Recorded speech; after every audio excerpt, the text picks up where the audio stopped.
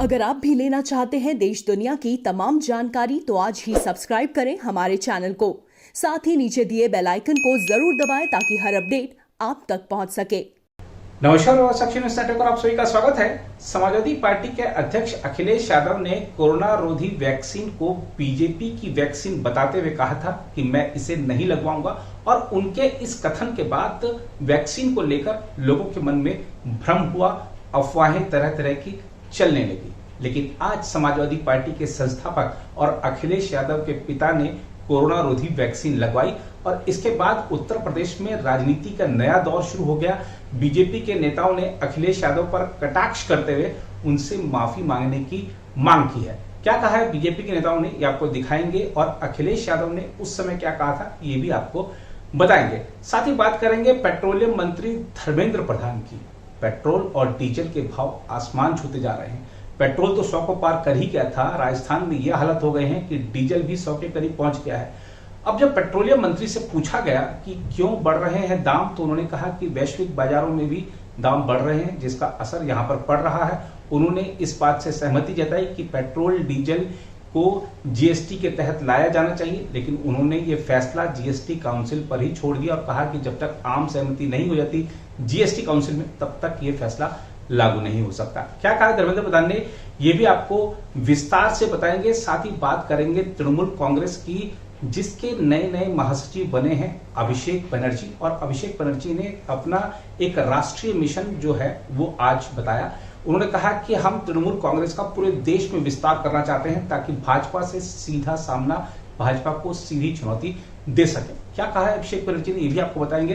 साथ ही बात करेंगे जो लोग कोरोना से ठीक हो गए हैं, उनको बाल झड़ने जैसी समस्याएं उनके साथ आ रही हैं या फिर त्वचा रोग उनको हो रहे हैं, क्या कह रहे हैं दिल्ली मुंबई के डॉक्टर, ये भी आपको दिखाएंगे। लेकिन सबसे पहले बात करते हैं मुलायम सिंह यादव की। समाजवादी पार्टी के संस्थापक मुलायम सिंह यादव ने सोमवार को एक निजी अस्पताल में कोविड-19 रोधी टीका लगवाया। पार्टी के आधिकारिक ट्विटर हैंडल से ट्वीट किया गया। आज पार्टी के संस्थापक और पूर्व रक्षा मंत्री मुलायम सिंह यादव ने कोरोना वायरस संक्रमण से बचाव के लिए टीका लगवाया। मुलायम के टीका लगवाने के साथ ही इस मुद्दे पर राजनीति शुरू हो गई और भाजपा ने सपा संस्थापक को धन्यवाद कहा तथा पार्टी अध्यक्ष अखिलेश यादव को कटघरे में खड़ा कर दिया। भाजपा के प्रदेश अध्यक्ष स्वतंत्र देव सिंह ने समाजवादी पार्टी का ट्वीट टैग करते हुए अपने ट्वीट में कहा, एक अच्छा संदेश। आशा करता हूं कि सपा के कार्यकर्ता और उनके राष्ट्रीय अध्यक्ष भी अपनी पार्टी के संस्थापक से प्रेरणा लेंगे। वहीं उत्तर प्रदेश के उप मुख्यमंत्री केशव प्रसाद मौर्य ने ट्वीट कर कहा, सपा संरक्षक व पूर्व मुख्यमंत्री श्री मुलायम सिंह यादव जी, स्वदेशी वैक्सीन लगवाने के लिए आपका धन्यवाद। आपके द्वारा वैक्सीन लगवाना इस बात का प्रमाण है कि सपा के राष्ट्रीय अध्यक्ष श्री अखिलेश जी द्वारा वैक्सीन को लेकर अफवाह फैलाई गई थी। इसके लिए अखिलेश जी को माफ़ी मांगनी चाहिए। गौरतलब है कि इस साल जनवरी में जब कोरोना वायरस रोधी टीकाकरण की शुरुआत हुई थी, तब सपा अध्यक्ष अखिलेश यादव ने सरकार से पूछा था कि टीकाकरण अभियान कैसे चलाया जाएगा और गरीबों को मुफ्त में टीका कब मिलेगा। उत्तर प्रदेश के पूर्व मुख्यमंत्री ने कहा था कि उन्हें देश के डॉक्टरों पर भरोसा है लेकिन सरकार पर नहीं। अखिलेश ने यह कहते हुए विवाद भी खड़ा कर दिया था कि वह खुद को भाजपा का टीका नहीं लगवाएंगे। उधर केंद्रीय पेट्रोलियम और प्राकृतिक गैस मंत्री धर्मेंद्र प्रधान ने सोमवार को देश में पेट्रोल और डीजल के दाम में हो रही वृद्धि के लिए वैश्विक बाजार में कच्चे तेल के दामों में आई तेजी को जिम्मेदार बताया है। धर्मेंद्र प्रधान ने माना कि हाल के दिनों में पेट्रोल और डीजल के दाम बढ़े हैं। उन्होंने कहा कि पेट्रोल और डीजल को जीएसटी के दायरे में लाने के बारे में कोई भी निर्णय जीएसटी परिषद को लेना है। माना जा रहा है कि पेट्रोल और डीजल को जीएसटी के दायरे में लाने से इनके दाम में कमी आ सकती है। उन्होंने कहा, पेट्रोलियम पदार्थों के दाम बढ़ने के पीछे मुख्य वजह अंतर्राष्ट्रीय बाजार में कच्चे तेल के दाम $70 प्रति बैरल पर पहुंच जाना है। इससे घरेलू बाजार में भी दाम बढ़ गए जिसका उपभोक्ताओं पर नकारात्मक असर पड़ा है। भारत अपनी कुल जरूरत का 80% तेल आयात करता है। पेट्रोलियम मंत्री पेट्रोल और डीजल के दाम बढ़ने को लेकर संवाददाताओं द्वारा पूछे गए सवाल का जवाब दे रहे थे। Dharmendra Pradhan Indian oil corporation की वडोदरा स्थित विस्तार को लेकर गुजरात सरकार और आईओसी के बीच आपसी सहमति के ज्ञापन पर हस्ताक्षर करने के मौके पर गांधीनगर पहुंचे थे। जनता को ईंधन के बढ़ते दाम से राहत देने के लिए पेट्रोल और डीजल को जीएसटी व्यवस्था के दायरे में लाए जाने को लेकर उनके रुख के बारे में पूछे जाने पर धर्मेंद्र प्रधान ने कहा कि वह इस विचार से सहमत हैं। उन्होंने कहा, पेट्रोल और डीजल के दाम वैश्विक बाजारों के अनुरूप चलते हैं। इस क्षेत्र का प्रभारी होने के नाते मेरा यह मानना है कि ईंधन को जीएसटी के दायरे में लाया जाना चाहिए, लेकिन यह काम तभी हो पाएगा जब जीएसटी परिषद के सदस्यों के बीच इसको लेकर सहमति बनेगी। इस बारे में कोई भी निर्णय सामूहिक तौर पर जीएसटी परिषद ही ले सकती है।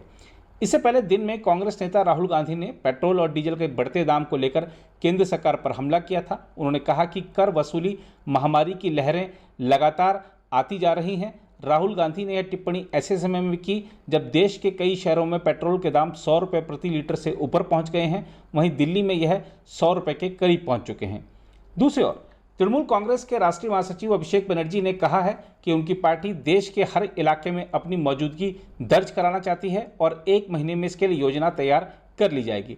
तृणमूल कांग्रेस के प्रमुख और मुख्यमंत्री ममता बनर्जी के भतीजे अभिषेक बनर्जी ने संवाददाताओं से कहा कि उनकी पार्टी हर उस राज्य में भाजपा से सीधे मुकाबला करना चाहती है जहां पर उसका आधार बन रहा है।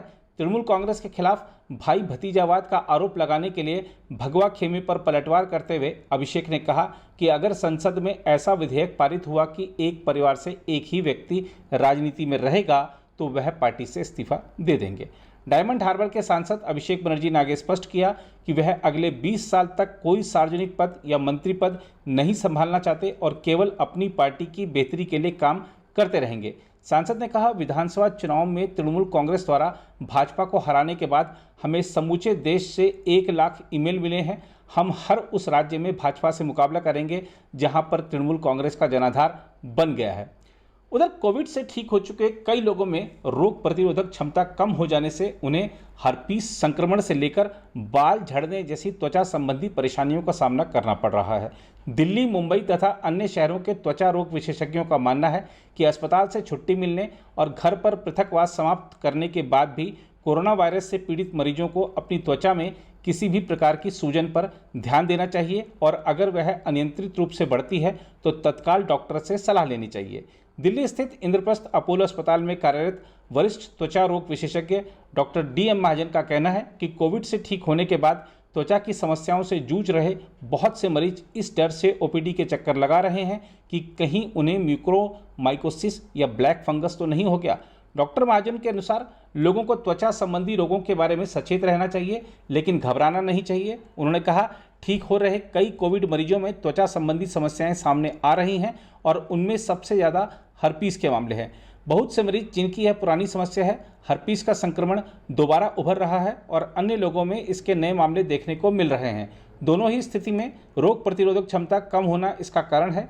डॉक्टर महाजन ने कहा कि कोविड से ठीक हो रहे मरीजों में कैंडिडा फंगस से संक्रमण के मामले भी सामने आए हैं। उन्होंने बताया कि जननांगों में सफ़ेद दाग उत्पन्न करने वाला यह संक्रमण ज़्यादा मात्रा में स्टेरॉयड दवाएं लेने से हो सकता है। मुंबई स्थित त्वचा रोग विशेषज्ञ और बाल प्रतिरोपण सर्जन डॉक्टर सोनाली कोहली के अनुसार कोविड-19 से मरीज की रोग प्रतिरोधक क्षमता कम होती है, जिससे त्वचा, बाल और नाखूनों से संबंधित समस्याएं हो सकती हैं। उन्होंने कहा, कोविड से ठीक हो रहे मरीजों में 1 महीने बाद भी हर्पीस संक्रमण के मामले अधिक मात्रा में सामने आ रहे हैं। इसके अलावा कई मरीजों में बालों का झड़ना और नाखूनों में समस्याएं भी देखने को मिल रही हैं। हालांकि हर्पीस और कोविड के बीच संबंध पर कोई क्लिनिकल अध्ययन नहीं हुआ है। मुंबई के सर HN रिलायंस फाउंडेशन अस्पताल में कार्यरत त्वचा रोग विशेषज्ञ डॉक्टर कोहली ने कहा कि बाल झड़ने की समस्या यदि अधिक समय तक रहती है तो मरीजों को डॉक्टर से सलाह लेनी चाहिए। दिल्ली की 24 वर्षीय एक छात्रा निकिता कुमार अप्रैल में कोरोना वायरस से संक्रमित हुई थी और अब वह ठीक हो रही हैं। उन्होंने कहा कि ठीक होने के शुरुआती दिनों में उनके बहुत से बाल झड़ गए थे। उन्होंने कहा, मैंने एक त्वचा रोग विशेषज्ञ से सलाह ली थी जिन्होंने मुझे एक सीरम बताया था। उन्होंने कहा था कि 1-2 महीने में ठीक हो जाएगा। इसके अलावा जब मैंने इस विषय पर ऑनलाइन उपलब्ध सामग्री को पढ़ा तो पता चला कि बॉलीवुड की एक प्रसिद्ध अभिनेत्री के भी कोविड के बाद बाल झड़ गए थे। वसंत कुंज के फोर्टिस अस्पताल में कार्यरत डॉक्टर निधि रस्तोगी के अनुसार कोविड से ठीक होने के बाद बालों का झड़ना महिलाओं में ज्यादा देखने को मिल रहा है। कुछ किसान आंदोलनकारियों को पुलिस ने गिरफ्तार कर लिया। 2 लोग बताए जा रहे थे कि 2 लोग गिरफ्तार थे। उनको छुड़ाने के लिए, उनकी रिहाई के लिए किसानों ने धरना दे दिया और एक योजना बना ली कि हरियाणा के सभी पुलिस थानों के बाहर धरना प्रदर्शन किया जाएगा। राकेश टिकैत भी वहां पहुंच गए। आंदोलन को एक व्यापक रूप दिया जाने लगा, जिसको देखते हुए प्रशासन ने भी जो किसानों की मांगे थी वो मान ली और दोनों जो लोग गिरफ्तार किए गए थे उनको रिहा कर दिया। आइए देखते हैं कि रिहाई के बाद अब राकेश टिकैत क्या कह रहे हैं और जो लोग रिहा हुए हैं वह क्या कह रहे हैं। फैसले ये लिए गए कि जो पुलिस स्टेशन के जो घिराव थे वो अब नहीं होंगे और एक लड़का और बंद है, मक्खन सिंह, वो बंद है तो उसमें तो शायद एफिडेविट दे दिए उसने, वो यहाँ की जो अधिकारी होंगे वे बताएंगे उसमें। और यहाँ की मीटिंग थी तो सब लोग सब बातचीत करके और जो भी इसका वो होगा तो फिर इसको करेंगे। 3 बजे तक मीटिंग करके और सब आगे की रणनीति बता देंगे। जनता के चुने हुए प्रतिनिधि ने पूरे किसान के सम्मान को ठेस पहुंचाने का काम किया और पूरे किसान के सम्मान को बचाने के लिए उससे जवाब मांगने के लिए चुने हुए प्रतिनिधि को घर पर जवाब मांगने के लिए उनके शांतिपूर्ण तरीके से जा रहे थे, वहां से हमको उठाया गया। प्रशासनिक अधिकारियों ने गलत तरीके से गलत धाराएं लगा करके हमें जेल में डाला गया, हमारे साथ अत्याचार किए गए, हमारे को चक्कियों में रखा गया जहां आतंकवादियों को रखा जाता है, जहां संगीन जुर्म करने वालों को रखा जाता है।